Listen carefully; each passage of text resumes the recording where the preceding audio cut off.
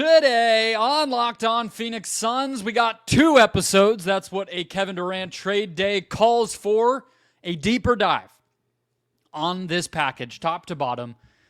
The best, the worst aspects of it, how it could improve in the future or maybe get worse. What do the Suns have their hands on now, and what does it mean for the future? Let's go.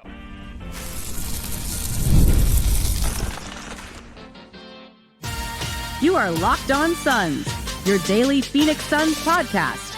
Part of the Locked On Podcast Network, your team every day.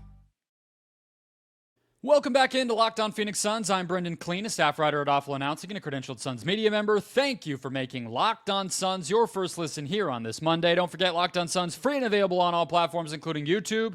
Just click that follow or subscribe button. Do what thousands of other Suns fans have already done. Become an everydayer. Get locked on to the Phoenix Suns right here each and every day. Today's episode brought to you by Monarch Money. Take control of your finances today with Monarch Money. Use the code LOCKEDONNBA at monarchmoney.com for 50% off your first year. Joining me to break down this KD trade in even more depth than we already did for 50 minutes live earlier on YouTube from the Wild West Valley, my fellow Suns credentialed media member. How are we feeling, Ben Garcia?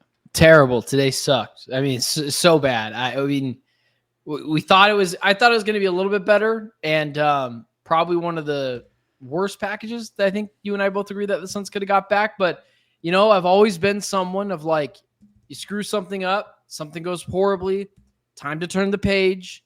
We bleeped and moaned on the live stream for almost an hour. Let's turn the page. Let's dive deep into this trade, and maybe we can find something good in it. But I'm not going to let the Suns front office off with this one.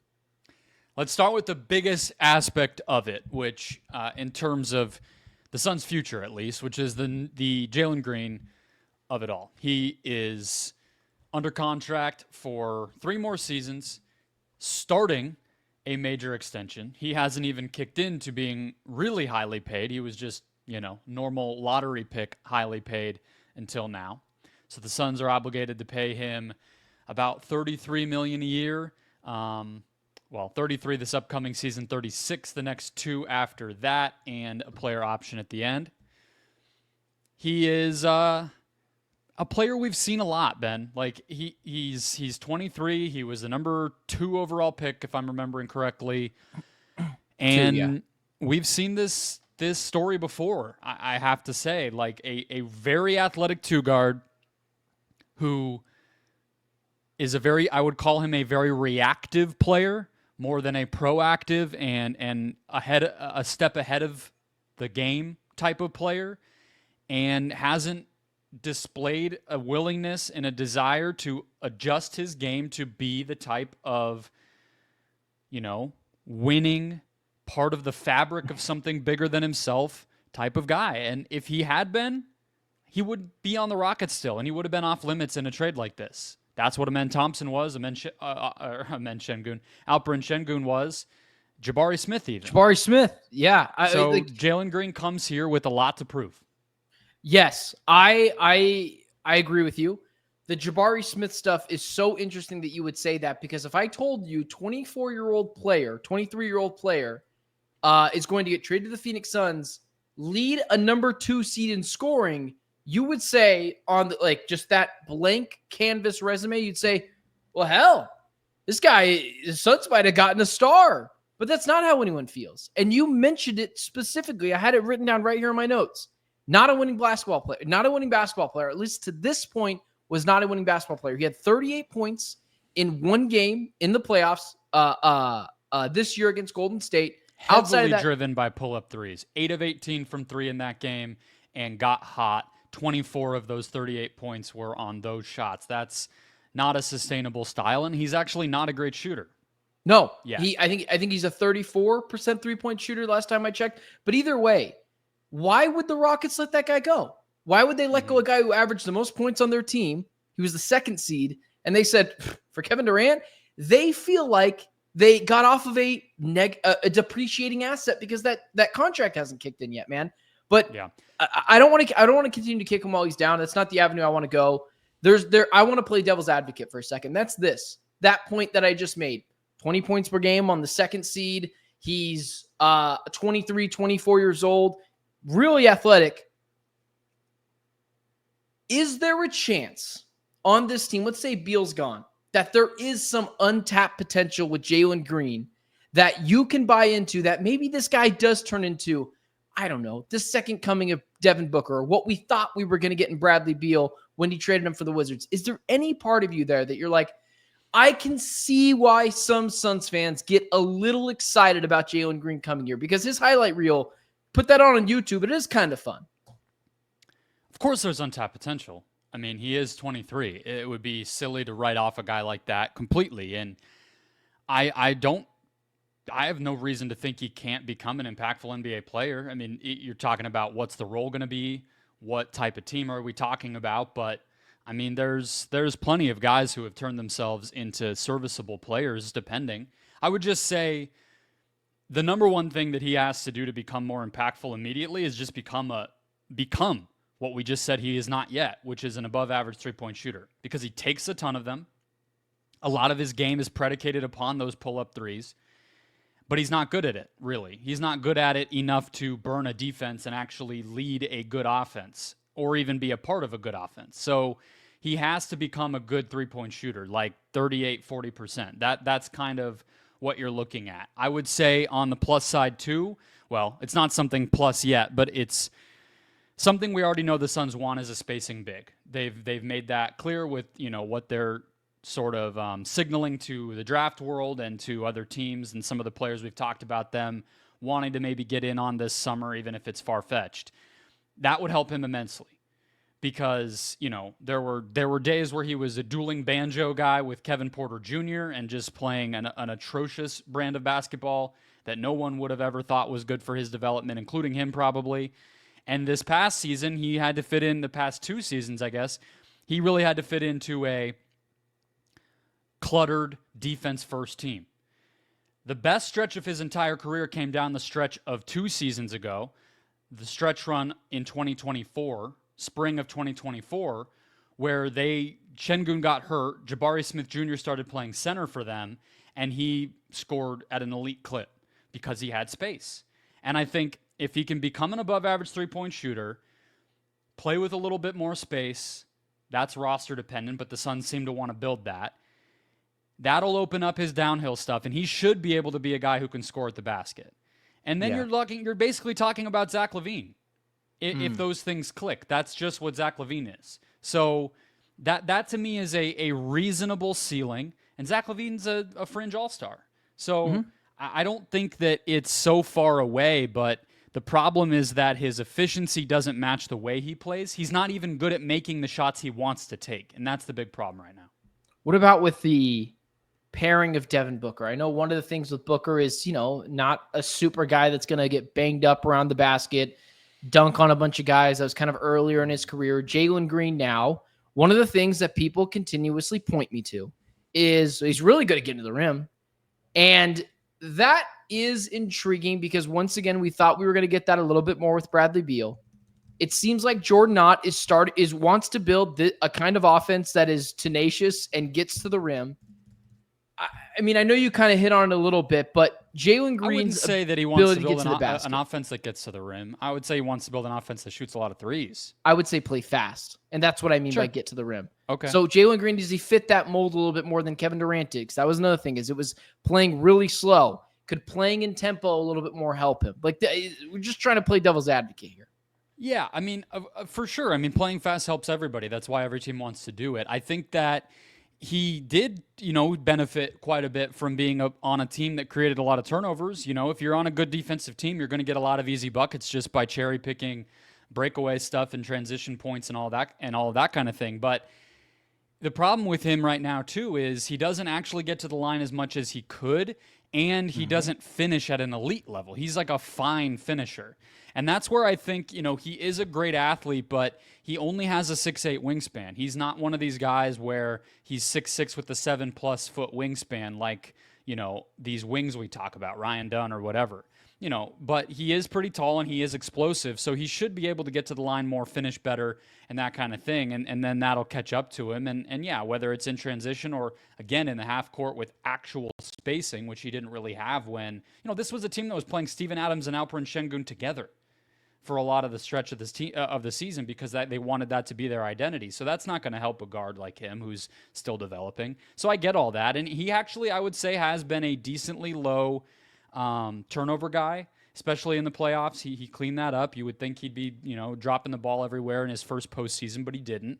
There's some parts of his game that are clean, and he has like a perfect modern NBA shot diet, right? Like he shoots threes and rim attempts, layups, dunks. Like that's what you should do in the league right now.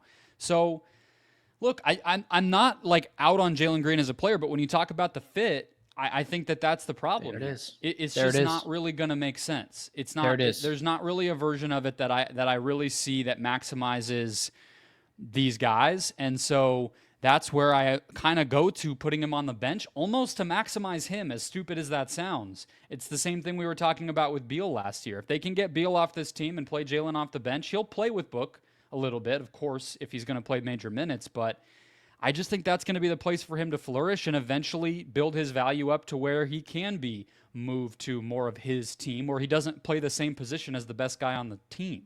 Yeah. Jordan Clarkson comes to mind. Jamal Crawford comes to mind. Obviously, probably a poor man's Jamal Crawford and a poor man's Malik Monk. I think as well that if you can bring him off, I thought of for sure. Yeah, if you can bring him off the bench, sure. And this is kind of where my point goes, where I won't play devil's advocate very much. There might be untapped potential, but because of the fit with Devin Booker and potentially Bradley Beal on this team, like how are you going to do that, man? And I know you say Jalen Green's not a small guy. I mean, like he's 6'4". That's about as big as you want your point guard to be. He's not anything special. And especially defensively, man, I just don't know what the Suns were thinking, at least bringing him back, because I think it's going to cause way more problems than it is going to help the Suns offensively. And again, defensively, I think maybe he does have untapped potential. But because of the fit here, it just leaves you scratching your head, man. And like we'll get to Brooks in a second, but I get that. Green, I just don't see it, man. I just don't see it. Yeah, defensively, I mean, I think you would have to say that anyone this athletic should be able to have some upside as an on-ball defender. Like, he should be able to guard his man, guard point guards especially, fight through screens, do that kind of thing. And there's no reason anyone really of his stature shouldn't be able to do that with the athleticism. Off-ball, it goes back to what I said at the beginning. I think that he's a reactive player. He's always a step late, it feels like, closing out, fighting through a screen, an off-ball rotation. It's, oh, crap. And then he's going to go. He's not like he's not giving effort. He's just not aware. He's not really locked in like that. Yeah. No, I think we're not going after his character. I think he cares about basketball. I think he wants to be good. Yeah. No, sure. I think he wants to be good. And that's what I'm saying. You're not doing that. Yeah. We're just saying the fit here, it just doesn't. If there's untapped potential, I don't see it getting tapped here because I just don't like the fit, man. He seems like someone who needs the ball in his hands a lot to be impactful offensively. And on the Rockets, he was asked to do that because they didn't have any bucket getters. On the Suns, and the team was still worse when he was on the court offensively. I didn't mention that because you said we didn't want to beat a dead horse, and I think it was -8 yet. I think it was -8. I think it was -2 on offense, but yeah, maybe -8 total per 100. I'm not sure. I think it was 8.4 per 100 possessions. I'd have to look at that again. It's not great, but I think future-wise, it doesn't surprise me that the Suns were not able to flip him if they did indeed try to do that, which I believe they did and were unable to. Looking ahead, I would say the Pelicans as a CJ McCollum replacement, although I don't know what the heck that team. I have no idea what that team even is, so I don't even know if he fits. What does he fit? What are you even saying he fits with the Pelicans?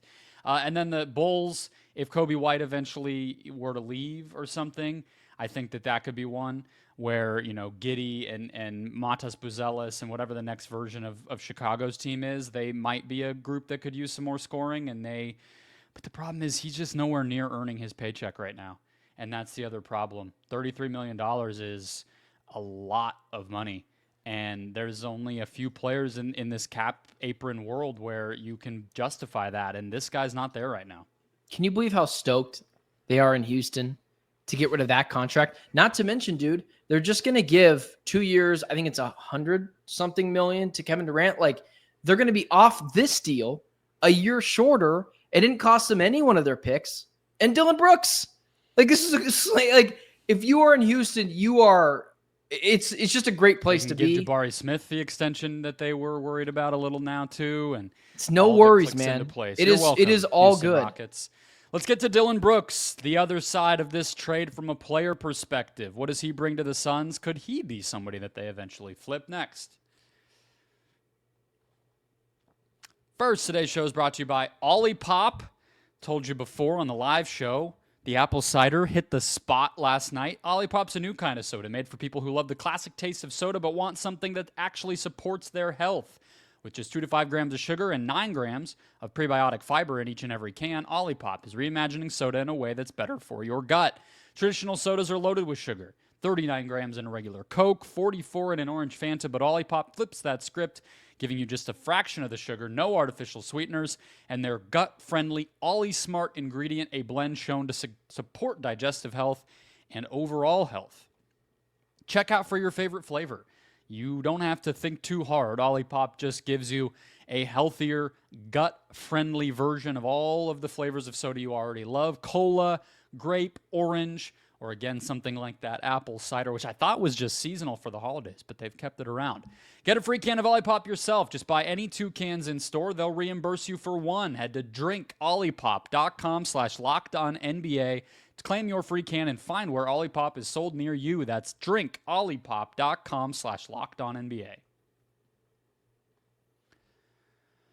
All right, Ben, let's keep it rolling. Probably less time on Dillon Brooks, I would say. He is exactly what you think of when you think of Dillon Brooks. We've seen this guy in the league for a very long time at this point.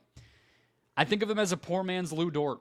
That's sort of the way that I would put it in place. He is basically only a three-point shooter on offense.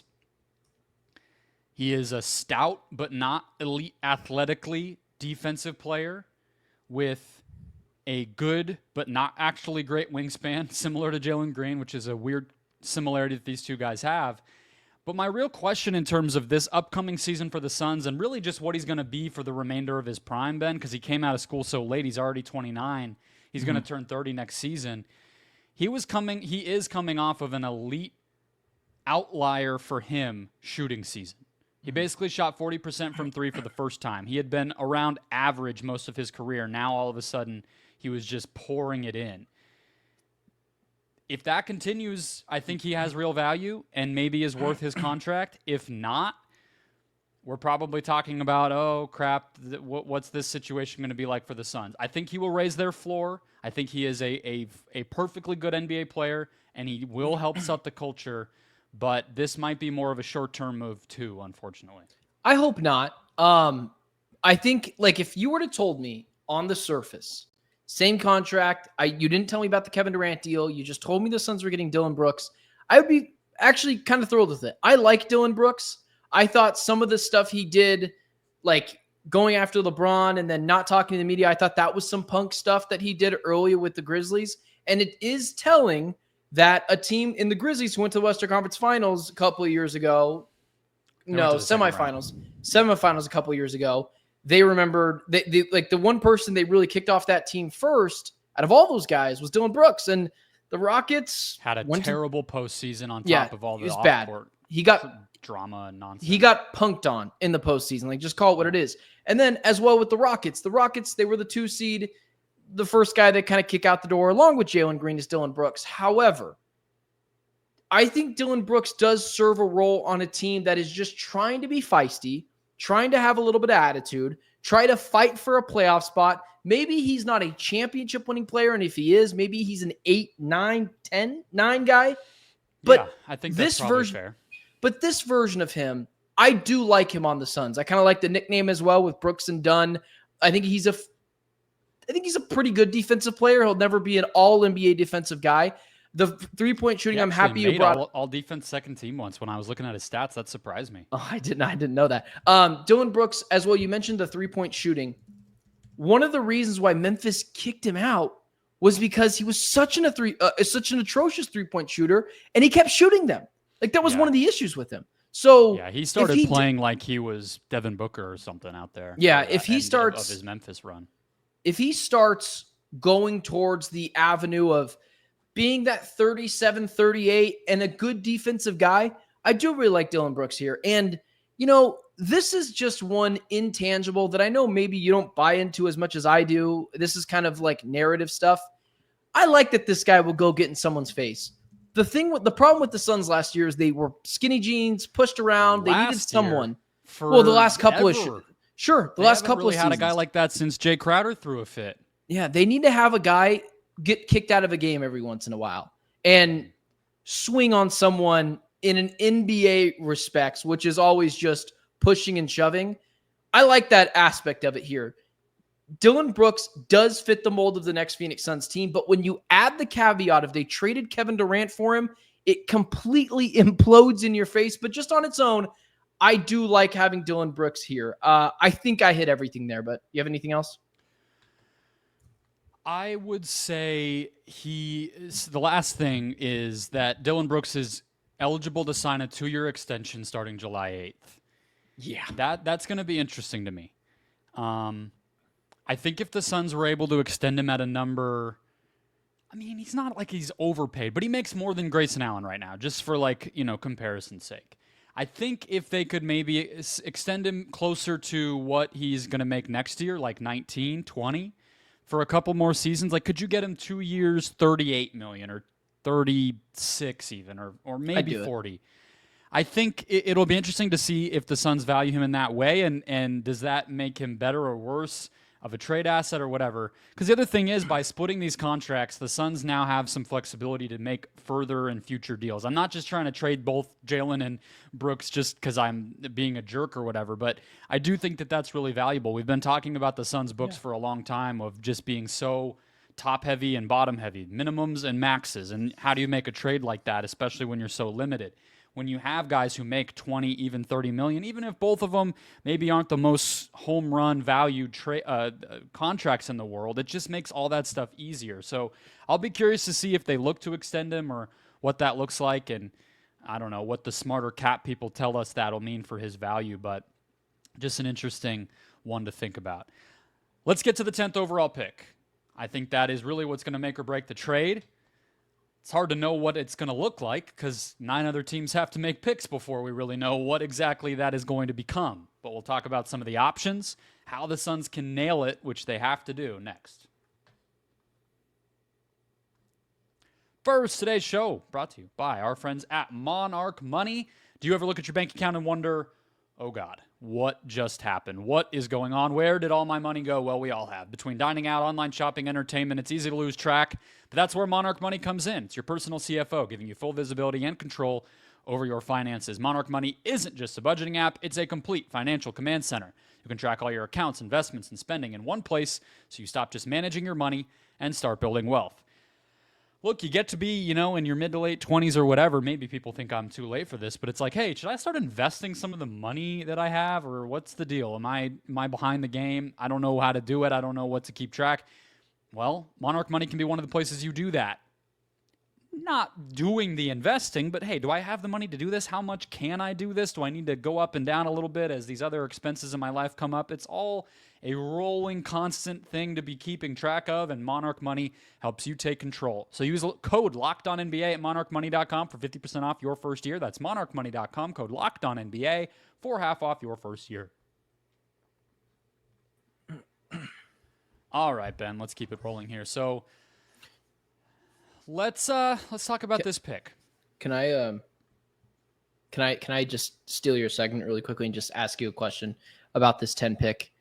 Because I know, we'll get into hit a home run. What do the Suns have to do? They have to nail the pick. I get that. Is there any world where you would trade this pick for a player? And I know a very common name is Cam Johnson, Nick Claxton, one of those guys. Would you be willing to trade for someone of that stature instead of taking someone in this draft? I just want to get that question out before we talk about if they can do it differently. Yeah, I got to admit, I haven't been as obsessed with the Nets guys as some Suns fans and our friends at PHNX with all, it's not a knock on them. They've just been, I think, getting people excited about those opportunities. And to me, I think both those guys are now properly paid. That's like a nerdy term, but I think that that's kind of what you have to look at it as. They're not steals. When Nick Claxton's on his rookie contract looking like an all-defensive dude next to Kevin Durant on a team that's about to maybe win a championship, it's like, well, damn, I would love to have Nick Claxton. When he's making $25 million and hasn't really gotten a lot better since those days, I get nervous. And Cam, we know what Cam Johnson is. He hasn't really gotten like a heck of a lot better than what he was even as a rookie, which was a really, really good player. But he's now gotten his second contract. I don't know if those guys are getting me closer to being a championship team. I don't know how much better they have to be getting. So I wouldn't be opposed to it. I might want a little more back than just those players. Like, could you get a future first or some kind of thing like that on top of it? I don't know. I don't know what player the Suns would be sending, all that kind of stuff. But in general, I'm not opposed to trading that for a player. Are you? I mean, I don't think the Suns should be like fully shutting those conversations down. I get why you're saying not fully shut the conversations down, because who knows? If they're young enough, I guess I would say. Who knows who becomes available? But like, haven't we dug ourselves a deep enough hole, guys? Like, unless someone is available, again, contingent on young player ascending, Suns, fall face first into success like the Mavs did with Cooper Flag. Sure, I will always reserve my right to change my mind for that. But like, guys, some of you need to move on from Cam Johnson, Mikal Bridges. You guys need to move on. I say that with a little bit of tough love of like, we made a trade. It didn't go our way. It's done. The Suns cannot continue to bury themselves even further than they are. Yeah, Cam Johnson by himself is not worth the 10th. I don't care. I don't want Nick Claxton and Cam Johnson, man. Like, we need to go find our next star player, and maybe that is, I'm just throwing out names, but Sorber from Georgetown, or Carter Bryant, or no one likes this guy, but Jace Richardson either. But like, or not Colin Gillespie. He's got two last names. Some of the players that Cedric Coward, next stars on the someone team, you got to go down that road. Then let's just go Patrick. We've done that, guys. It doesn't work. And seriously, get over Cam Johnson, Mikal Bridges. They are not coming back. It is over, man. Like, let's focus on bettering ourselves now. That's where I wanted to go with that. Yeah, I get you. I don't know if it's just because of the nostalgia with Cam. He's available. And he's a good player. He's a good player, man. They're not getting both, though. That doesn't even make sense. There's no trade for that. Sure. I mean, talking about sending Devin Booker out, like that money doesn't work. It'd be maybe one of them, but even then, it's. I mean, dude, Cam's already 29. Cam's gonna be 30 by the time next season's over. Neither of those names are getting it done for me at 10. It would have to be a much bigger swing than that. But I think there's a possibility that I wanted to hit next of trading back. And that could be, I've seen that being talked about by not even Suns fans, but people around the NBA who are thinking, hey, 10's great. That's probably the crown jewel of the trade because the Suns need young players, but they really need more than one. They need more than just Cedric Coward if they're going to be feeling better about the future. What about trading back? There's two teams that you do the obvious, okay, which teams have 2 picks in the first round? Go from there. Oklahoma City has 15 and 24. Do they love somebody? I would imagine they might, depending on what's about to happen in this Game 7, which we're recording before, they might be wanting to get a vet more so than another rookie, but they obviously are running into roster spot problems, so maybe. And then Atlanta has 13 and 22. Is there anything there? I think that would be 2 potential trade back options. I would imagine, Ben, you and I are both open to the general idea of trading back a few spots and getting another first-round pick. I mean, I kind of am. I don't know why I hadn't thought about that. I have seen it, a couple of different places, but this is something we talked about pre-show. I think it would be kind of smart to trade back, recoup some assets, even if it's for like some picks in future years. Like, we know that the Suns are a couple years away from contending for a title. Start to rebuild your ammunition a little bit. And maybe you still get a guy like Sorber or Cedric Coward or Carter Bryant later. Like, I like that idea. I'm not against it at all, but continue. Like we said, it's 8 players, I think, at the top that are kind of thought of in one cluster. So the difference between 10 and 13, 10 and 15 probably isn't going to be that big. You might not do it if you love a certain guy who's available at 10. It's a little risky to move back if you only really have your eyes on one dude. But if the Suns see it as fairly interchangeable in the next few days as they really start to finally do their homework now that this trade's done, maybe it doesn't matter so much to them and they would do that. Now, every year we hear about teams who want to trade back. There's a lot fewer teams who want to trade up, and a lot of these deals don't really happen. So I'll just say that. The other option, though, could be trading up that I want to talk about because I looked it up, and the one that I could remember was the Wizards moving up to number 7 2 or 3 years ago, 2 years ago, the 2023 draft, to get Bilal Coulibaly. Yeah. That trade had come up in my memory because it was with the Pacers, who got some assets for it, and obviously everybody's been talking about their team building and everything else. That only cost Washington, I believe, a couple of seconds, and they moved up one spot to get Coulibaly. I mean, the Suns have this 2027 Cavs pick. It could be Utah if Utah gets a lot better, but let's just call it the Cavs pick.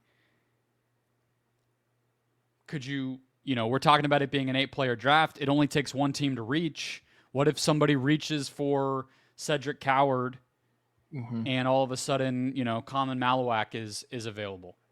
It'd be a great fit for what we think the Suns probably want to go get.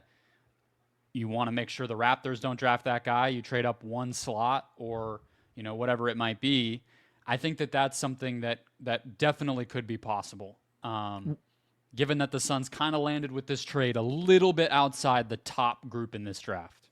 Yeah, but you're also, just so we're clear, when we say it's an 8-player draft, I would believe it's 7 to 8 as well. I think this is a pretty decent draft.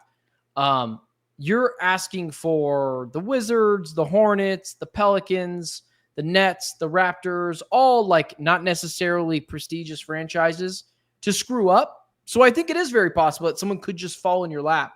But I love the idea of potentially trading up, especially if it's from the 10 pick up a little bit to 7, 8, and get one of the kid from Duke, the center, or maybe Trey Johnson falls, or hell, man, Ace Bailey is now falling all the way to the 6th overall pick. So the more we were talking about that, I can't do it. You wouldn't trade up for Ace Bailey? You wouldn't? Jalen Green is already Ace Bailey. Is it because Ace Bailey? I can't do that. Is it because he lied about his height? No, I don't care about that. I can't roll the dice on another player who may or may not have like the approach to the game and have my entire future of my franchise hinging on, two guys who have that issue both hitting. That's too much risk. So I wouldn't want to be the team to scoop up Ace Bailey, but I mean, yeah, you're Brooklyn, they have 4 first-round picks, I believe. 4.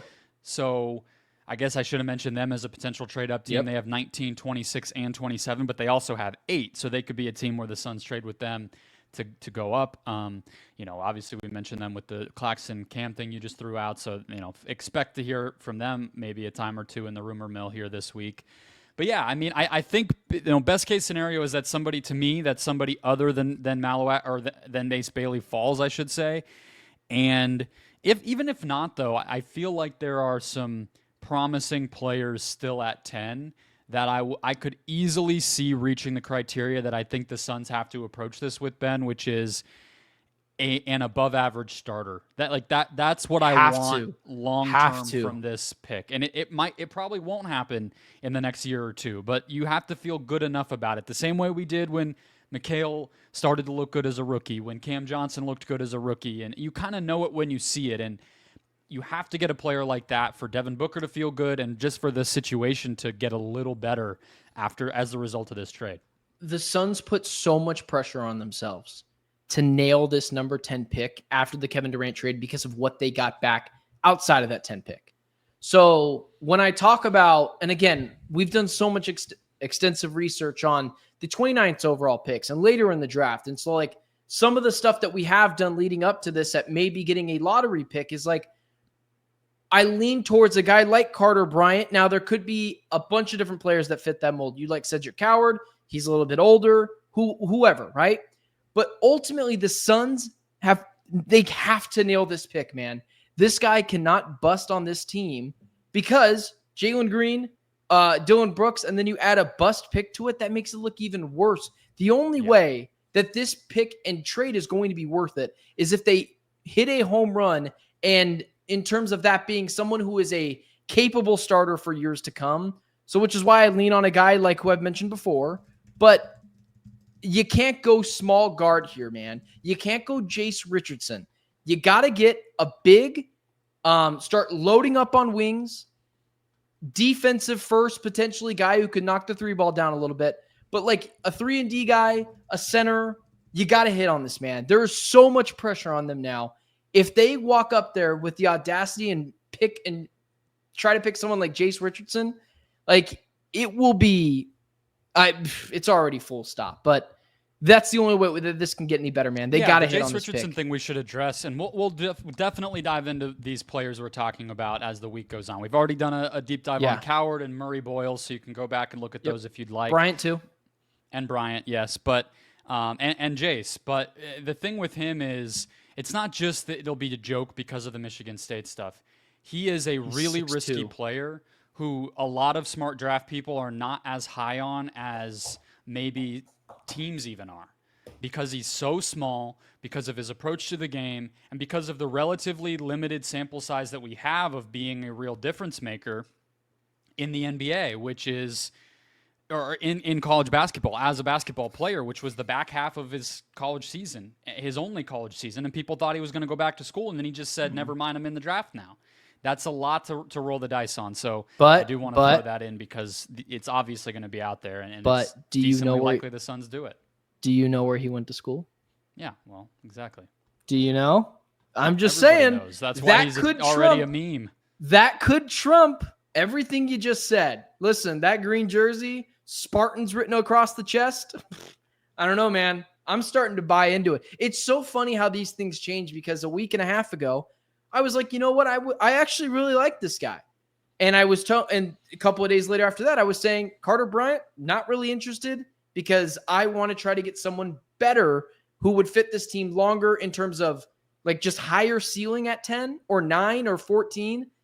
And now I'm like, okay, safe pick. Take the safe guy, because the Suns are now even further back from being able to take a risk on a player. And it's going to happen. Like, it's going to happen. They're going to take this guy, and it's going to be a complete meltdown again. But this is what this team has done. That is what they've done. That'll wrap us up. Hit follow, hit subscribe if you have not already. Go check out our live reaction as well if you're just catching up now. We did an hour basically on the trade as soon as it happened. We'll have more on the draft and the next steps for this team as the week continues toward Wednesday's draft. Don't forget, the draft's not on Thursday anymore. It's on Wednesday. We'll talk to you then.